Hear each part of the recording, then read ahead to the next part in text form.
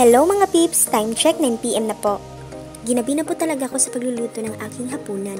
Ito pala yung lettuce na sobrang presko talaga, na nadaanan ko sa tapat ng City Square sa Tagbilaran City, na binibenta ni tatay. So guys, kung mahilig kayo sa mga gulay, inire-recommend ko talaga yung mga benta ni tatay na gulay na sa tapat ng City Square sa Tagbilaran City. Kasi sobrang presko talaga ng gulay niya guys, promise. At ilang beses na talaga ako bumili sa kanya. So, saan ka pa? May gulay ka ng presko at nakatulong ka pa. Sa totoo lang guys, hindi ko alam kung anong recipe ang gagawin ko sa lettuce. But, may itlog ako so ganito lang siguro ang gagawin ko. Lettuce with egg. Flexible din tong immune guys. Ito yung iniinom ko paminsan-minsan pag sumasakit yung tiyan ko. Okay mga peeps, let's start. At papainitin ko muna to bago ko lagyan ng mantika. So, ito na pala yung mantika na ilalagay ko guys. So, papainitin muna natin to ng ilang minutes. Ito na pala yung mga eggs at kukuha ako ng dalawa.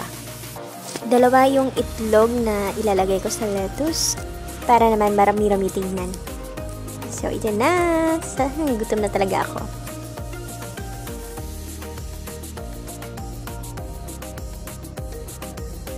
So, stir muna natin siya mga peeps.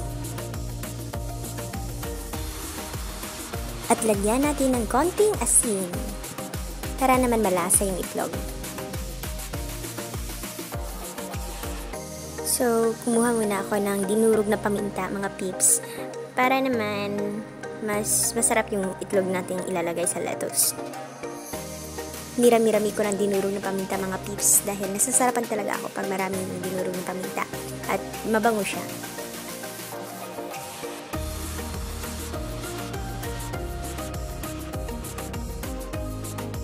Ito na pala yung mga lettuce mga peeps. At naku po, sana tama yung niluluto ko. At ito na mga peeps, ilalagay ko na yung itlog sa lettuce. So, mix lang natin.